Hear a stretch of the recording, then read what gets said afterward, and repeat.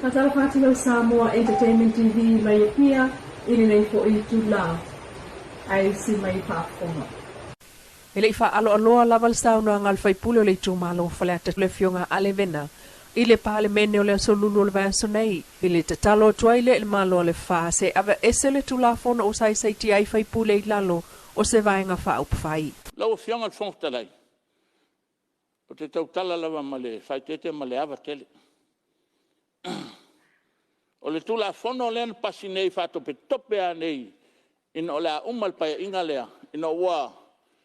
O ese le fionga ya famuina Wayne Fong mana mai le japi. Len fai le tula fono le pasi ngai ya. O lea umal pa inga len tene.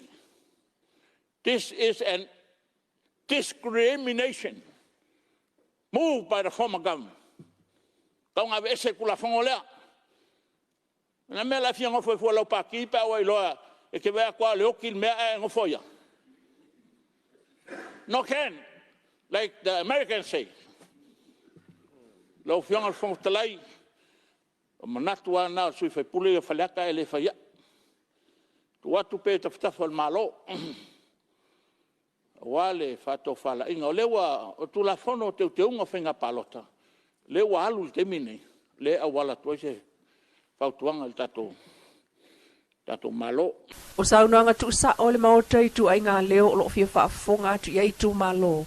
E peo na langona ai, ili pāle mene ili vai aso nei. Wa umai tauina ili ason nafi. Ili saunuanga lau fionga. E lapta ia isu ut fono pāle mene ne, i me ia o whaawila vea. Aftai lau fionga al whongftalai. Mai o mai tauina foi, o le tele o whaawila vea. Se mo whaawila vea whawalvalea. Ele fau ila vea ni mata upu. Ai la nga mai si mata upu e tua. Nga mai le lo ke ngi palmene. Fa tai lo fionga fo talai. Tai ma lo fina ngalo. Wa esa afi ai la son nafi. Ma le sui nge falaka ngumel fa. E ma kwa mul ka ia uma. Tu la fono uma tai ina lo fionga fono nei. Ma te tau foi so se sui fono palmene nei. Na usta ia polo inga o mai lo fionga. Ina ia tau siel malu. Ma tau sisi na mea tonu palmene nei. E ua koe au mai ngasu mai kua fa so sai fu ma kele for kai mi fa alu palmene o le kele me fia kalngol mau kal ngai. Mo le mawina le tal sanga i fo el fai pule la valeo fale fionga alevena. Ile te tau na fai o se polkala me fa ailoa i fai pule me fa aululunga o mtanga anuenga. Ala tau mata fai o i tau ave. Ai mai se mo fai pule fo o le mauta e au fia i maia. O te tal sanga ina lau fionga. Ina ia to introduce mai tonal matan le tato induction course. Mo suia fai pule al mata. E a fia i whaururunga mtanga luenga. Ina ia mawhai ona whaapula ina ma whaamalama ina. I a aio fina ngalo fai pule. Le lato mtafa yoia e a vea i lato msui fai pule. La le whaina e suia kuai al maka. A makongi a sui fau. Ia mana mia al sosoni lea. Na ia langa ka kou lea ua sai kia lau lua ka mangka vai. E ka kaunga e whae keke. I lau avea masui sfono al palmene. Talu e te tau na malamalama i me uma e au o na savali ail fai pule. O se tulanga mātanga o fie le anga i luma o palmene a Samoa. Tau tino le tō whaatu uu ana si i leo ta. O lana whai unga whai wha asui usfono o komitu e sue wha apto al palmene. E le i whai a wha vaenga wha upu whai.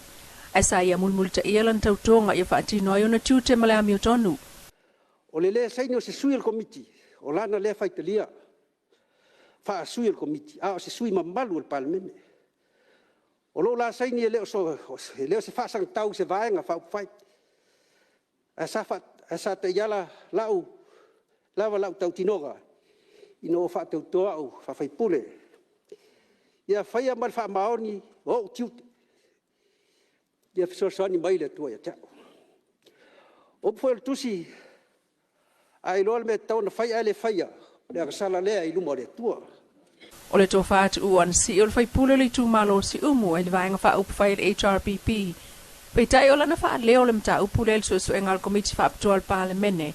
I le tula whono whanua masua whalua o lua o masavaenga o le teutunga. O le wha vai lua o lua o.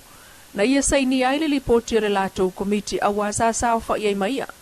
Mai e tau tino ai olona sai ni o le lato li pote awana malamalama ato toa iai.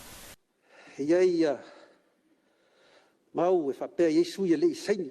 Iei fo sui o saini le malamalama.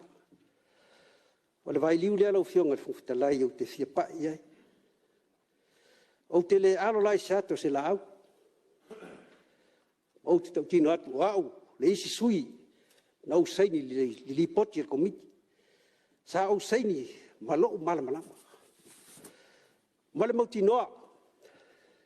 Ina ua fulisia uma le komiti. E wha niel te leo le whale tonu tu lai mai. Na ia whaafta ia whaafta whio ia whai masui o le Privilege Committee male komiti whaafta al parlemene e su e tula fono whanua masua whalua o lua o male teu ngol tula fono whawai lua o lua o. Wala na awhela na la ungal mta au pulea ona o tu maula loi na ai ngā ruenga komiti su e whaafta al parlemene i whaamtalanga la lafo whaalawa i tele i lunga msota inga tele vave. O le taua tangata Samoa lo moli mawina nei lunga msota inga tele vave. Le mata upuna whaai u iei le saunua ngā le whaipule mai sala whai. I le tu malo vai singano numero tasi le fionga niu ama e ti malolo. E le mawhai ai ma mawha ai le loto le nei usunga fono. Si sila i lunga upenga te whai langi. Me ia le loto e wha maua lalo fo i lenga. I le tūlanga o loo wha soa ai le paia ma le mamalu o le atunu. O atangi ai Leilua ngofi e lava o le taua tangata Samoa ona o le ngangana o lo whaonga i e pe on tonu le fionga le whaipule i lana no fo inga mua le mota. Talo whai le ngangana. Sa me ai le atunu. Talo whai le wafi halo ai. Sa fusi ai ma tu musu ai le atunu. Whai mai Yesu sunu ola tu low le ngutu. Teofo. Talo whai tamali inga. Pe o ina feita tangata le atunu. I upu e talafo. Le ngangana. Le ngangana e whai. Ma pi itanga, ma so tanga. Sa mamate ai o tatou tua a. Feo iai. Ise mea. E mafua e mai sea. E mafua mai le parlemene le nei o Samoa. E afua mai maungal file mu ma ua taun file mu parlemene o Samoa. Pele o se tasi leo fofo i le tau o le ngangana tangata Samoa i lunga o sota inga whaona ponei. La wafionga le tamaitai parlemia. La wafionga i le taitai. O le itua ngai. Ia masui ma malu uma. O le upo le atunu o e afua atu i maunga. A tatou le file mu tatou o taitai o Samoa.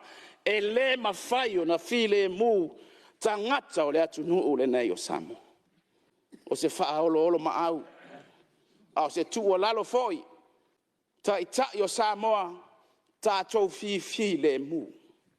Se toe au mai le mamalu o le atunu.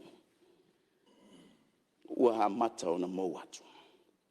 Ai mai se, o le vao tangata lango vaenga wha upawhai, ma le HRPP, ma le FAS, o popo enga o le fina ngalo o le whaipule o waisinga no tasi, o le sawa ina o le ngangana e wha ailo ai langona wha aitu o taua, ma le maua se file mu, i le vao tangata anu o Samoa, o lo o tupu ai le taiminei. I totono le fitu waso mai le sultolu le aso sului vo yuni. O whamawina ai le tanga luenga le soifua malolo ina. E whai ifo le pepesi o le siamo al COVID sului vo le tatu tunu. E lua se lau fitu sulima tangata pesi al siamo ai le nataini. E au fia le lua se lau fitu tolu na pesi ai inei lava ma le to lua na malanga mai fafo mal siama. Mo atuai ile se fulfa afe fitu se lau fitu lua wa fia o le tatu tunu. E au fiai ma le totolu o lo ino fuanga whaapitoa. Ai le seisi o tinga ina. Ma o atua i se fulu whaafe fitu se lau fitu lua. Wa a fia o lo tātua tunu. Totolu no fuanga whaapitoa. Ai le seisi o tinga ina. O mai tau ina fo i e ui o lo o au mai pea le tu alalo. Ia tau sisia le whaia o talifofonga. Ai le tatua singa le tau langa i le vai asunei. Ai mai sei no fuanga tumu i pe o marketi. Mai le lua se fulu tangata. E na le tasi lava se tangata o whailan talifonga. Mai o fōlinga lava nā. O ro moli mawina le tele o vaenga o le taulanga ia pia. Vanga nā i lava le whalama i tele mo totua. o lo whaamano si ai le whai o talifonga, ma se vaenga o whale o loa te tele, o lo o lātou whaamamalu pēa le whai o mask. O mōli mawina mai le mtanga luenga ia na whaamamango o le fitu a sotoruai, sutolu sfuluiva o yuni, mai le iva o no tolu, 5 tolu ono, se fulu wha, ma le 5.